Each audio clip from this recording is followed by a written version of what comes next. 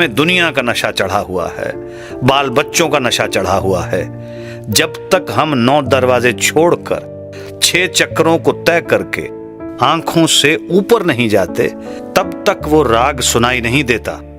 अगर एक बार मेहनत करके ऊपर चढ़कर आधा घंटा भी सुन लें तो काम क्रोध सो जाते हैं और जन्मों जन्मों की सोई हुई रूह जाग उठती है। ये सबसे श्रेष्ठ और ऊंचे से ऊंचा कर्म है, सारे संसार के लिए है, सबकी जायदाद है। यही गुरु नानक साहब, कबीर साहब और दूसरे फकीर कहते हैं।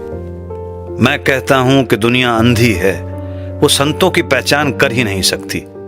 जो तालिब इल्म यानी विद्यार्थी प्राइमरी में पढ़ता है, वो बीए एमए की तालीम को क्या समझ सकता है।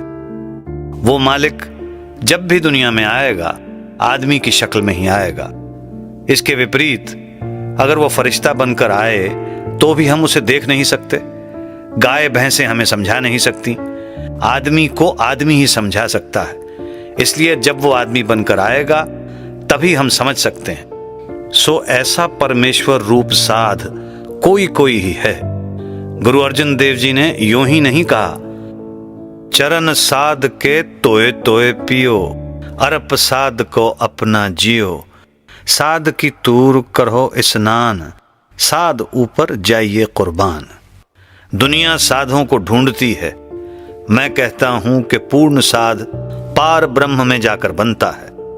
साधुओं की निशानी नाम का जपना और जपाना है। सो गुरु अर्जुन साहब कहते हैं कि सारी इबादतों से ऊंची इबादत कौन सी है? फिर आप ही जवाब देते हैं कि उस आकाशवाणी के साथ अपनी रूह को जोड़ना जो इसके अंदर हो रही है। मुक्ति का कोई और साधन दुनिया में है ही नहीं। अगर कोई मुक्ति देने वाली ताकत है तो वो है, वो हर एक के अंदर है। जिस तरह विद्या की ताकत बगैर उस्ताद के नहीं मिलती, उसी तरह नाम की दौलत बगैर गुरु के नहीं मिलती।